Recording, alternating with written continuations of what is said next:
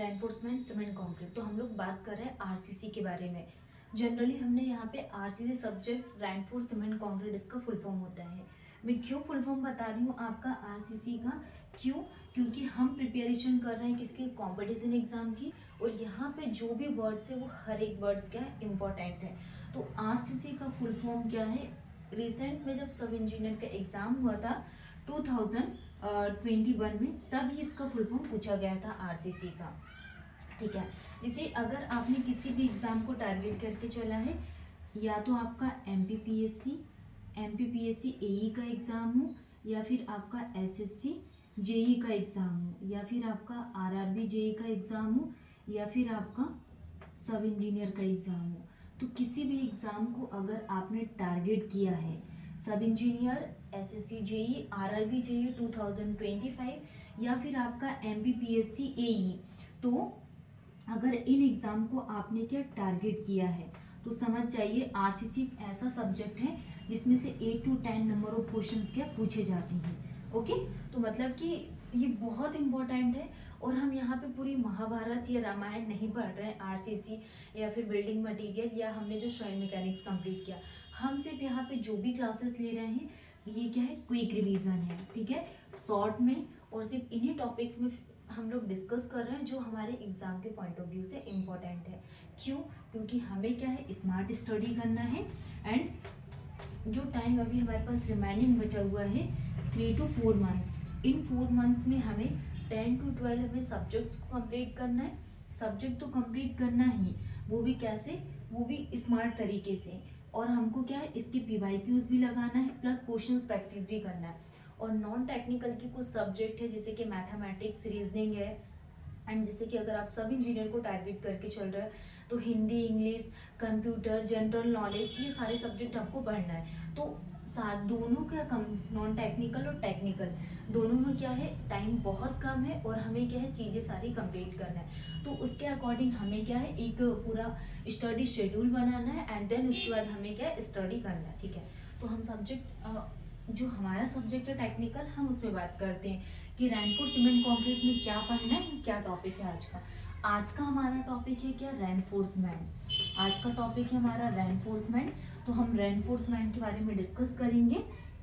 ठीक है, तो जनरली हमने प्रीवियस क्लास में क्या डिस्कस किया था, प्रीवियस क्लास में हमने श्रिंकेज ऑफ कंक्रीट के बारे में डिस्कस किया, फैक्टर्स अफेक्टिंग पैरामीटर्स के बारे में बात किए थे, टाइप्स ऑफ श्रिंकेज के बारे में बात किए थे।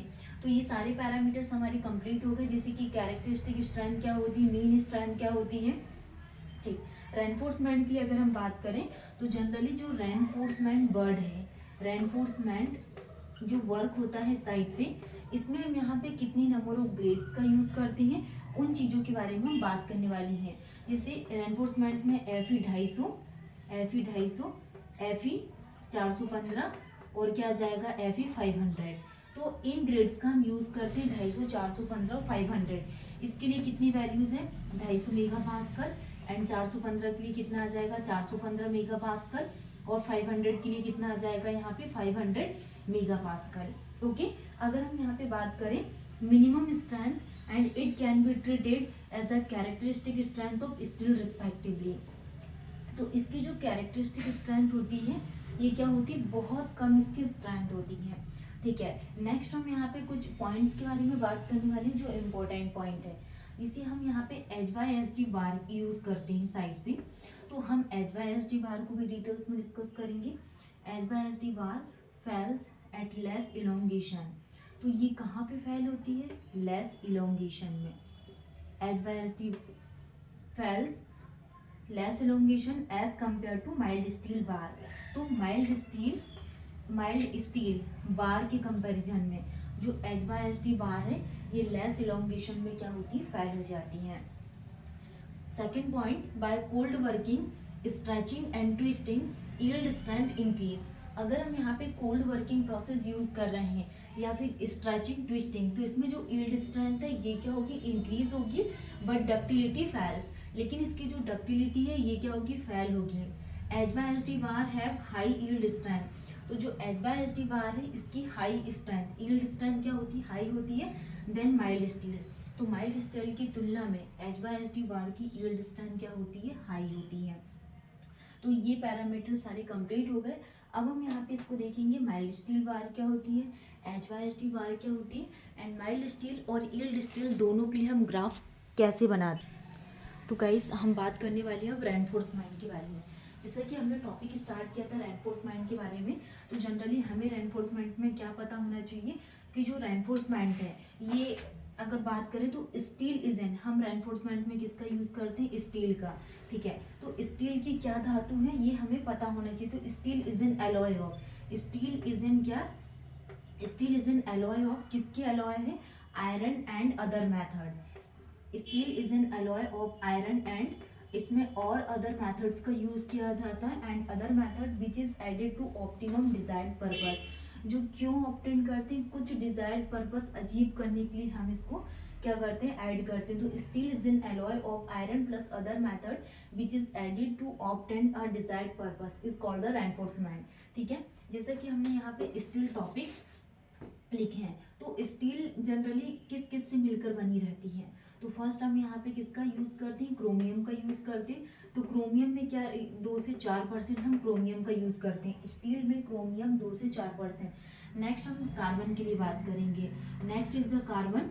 तो कार्बन के लिए अगर हम बात करें तो 0.15 से लेकर 2.15% हम कार्बन का यूज करते हैं, ठीक है। नेक्स्ट हम बात करने वाली है हाई स्पीड के लिए, हाई स्पीड। तो हाई स्पीड क्या क्या प्रोवाइडेड करता है, क्रोमियम, वैनेडियम और टाइटेनियम। हाई स्पीड के लिए क्रोमियम, वैनेडियम और टाइटेनियम का यूज किया जाता है। तो क्रोमियम, कार्बन और हाई स्पीड, क्रोमियम, वैनेडियम और टाइटेनियम। तो क्रोमियम 2 से 4%, कार्बन 0.15 to 2.15% और हाई स्पीड क्रोमियम, वैनेडियम और टाइटेनियम। तो ये हो गया किसके लिए, स्टील के लिए, ठीक है। अगर स्टील हमें बनाना है तो क्रोमियम का यूज किया जाता है, कार्बन का और हाई स्पीड का, जिसमें हमने इसके कंटेंट्स के लिए बात की 2 से 4%, 0.15 to 2.15% एंड क्रोमियम, वैनेडियम और टाइटेनियम। जनरली क्रोमियम क्या प्रोवाइडेड करता है, ये स्ट्रक्चरल, ये क्या, इससे क्या बनता है, स्टेनलेस स्टील, स्टेनलेस स्टील। और अगर हम यहाँ पे कार्बन 15 to 2.15% यूज कर रहे हैं तो इससे स्ट्रक्चरल यूज, स्ट्रक्चरल स्टील। और क्रोमियम, वैनेडियम और टाइटेनियम के लिए बात करें, जैसे ये क्या प्रोवाइडेड करता है, हाई स्पीड स्टील। तो ये क्या प्रोवाइडेड करता है, हाई स्पीड स्टील। तो ये हो गया क्रोमियम, कार्बन और हाई स्पीड। नेक्स्ट हम यहाँ पे स्ट्रक्चरल स्टील के लिए अगर हम बात करें तो structural steel is a carbon and ये किस किस का मिक्सचर है, आयरन एवं कार्बन का। तो structural steel is a mixture of किसका, कार्बन का मिक्सचर है प्लस आयरन का, आयरन प्लस कार्बन का मिक्सचर है, is called the structural steel. तो structural steel is divided in the 4 part, first is the wrought iron, second is the pig iron and third is the mild steel and cast iron, ठीक है। तो ये चारों से क्या questions exam में पूछे जाते हैं। जैसा कि स्ट्रक्चरल स्टील में फर्स्ट क्या, wrought iron, second is the pig iron, third is the mild steel and fourth is the cast iron. ये आपको नाम ध्यान रखना है एंड इसमें कंटेंट ध्यान रखना है कि जैसे अगर हमने आयरन प्लस कार्बन का यूज किया तो ये कितने % में हम यूज करें। अगर हमें रॉट आयरन को बनाना है तो रॉट आयरन में जैसे कि ये क्या है, रॉट आयरन, ठीक है। तो रॉट आयरन कैसे बनती है, आयरन प्लस कार्बन का यूज करती है 0.15%।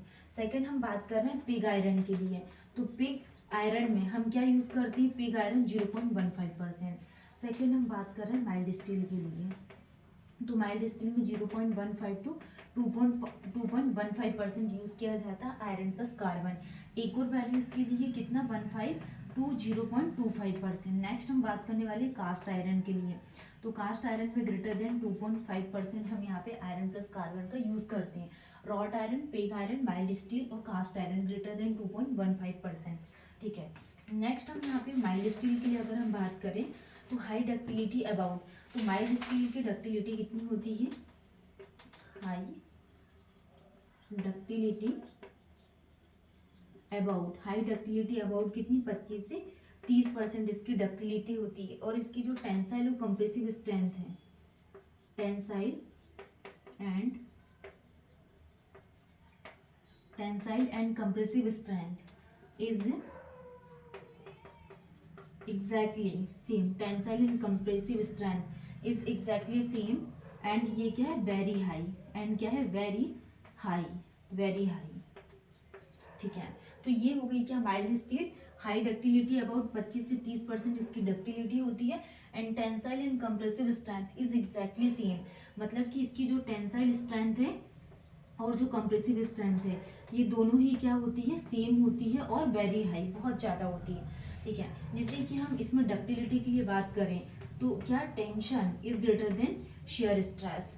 तो जो इसकी शेयर स्ट्रेस है वो टेंसाइल, तो मतलब कंप्रेसिव और टेंसाइल दोनों क्या होती है, एग्जैक्टली सेम होती है। ठीक, नेक्स्ट हम यहाँ पे जैसे कि थर्मल कॉफिशिएंट की बात करें, थर्मल कॉफिशिएंट, तो स्टील का जो थर्मल कॉफिशिएंट होता है, थर्मल कॉफिशिएंट इज सेम, ये भी क्या होता है, सेम होता है। Thermal coefficient is same good binding, तो अल्फा इक्वल टू कितना होता है 12 into 10⁻⁻6 degree Celsius. 12 into 10⁻⁻6 degree Celsius. Mild steel में इसका थर्मल कॉफिशिएंट सेम रहता है 12 इंटू 10⁻⁻6 डिग्री सेल्सियस। और अगर हम यहाँ पे माइल्ड स्टील के लिए बात करें तो जो माइल्ड स्टील है ये टू टाइप से होता है। फर्स्ट इज द ऑर्डिनरी और सेकंड क्या जाएगा, roll. First is the ordinary and second is the roll. तो ये डेफिनेशंस क्या कहलाती है माइल्ड स्टील के लिए। तो आज के क्लास में हमने यहाँ पे रेनफोर्समेंट की क्लास के बारे में डिस्कस किया था।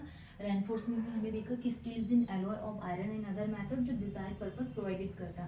फिर हमने ये देखा कि steel is generally divided in the chromium, carbon and high speed से मिलकर बनी रहती, जिसमें हम यहाँ पे 2 से 4% chromium and 0.15 to 2.15% carbon and chromium, vanadium, titanium high speed के लिए यूज़ करते हैं। Chromium stainless steel and carbon structural steel, और हाई स्पीड स्टील के लिए हम हाई स्पीड का यूज़ करते हैं। फिर wrought iron, pig iron, mild steel और कास्ट आयरन। तो रॉट आयरन में आयरन और carbon 0.15%, pig iron 0.15, mild steel में 0.15 to 2.5% and cast iron greater than 2.15%। माइल्ड स्टील में हमने यहाँ पे थर्मल कॉफिशिएंट की बात की कि स्टील का 12 इंटू 10⁻⁻6 डिग्री सेल्सियस इसका थर्मल कॉफिशिएंट होता है। एंड इसकी जो टेंसाइल और जो कंप्रेसिव स्ट्रेंथ है दोनों क्या रहती है, सेम होती है। ठीक है, तो आज की क्लास में हमने यहाँ पे सारा रेनफोर्समेंट कंप्लीट कर दिया। नेक्स्ट क्लास में हम यहाँ पे न्यू टॉपिक के साथ मिलेंगे। Thank you. चैनल को सब्सक्राइब करना ना भूलें एंड बेल आइकन को प्रेस करना ना भूलें। Thank you.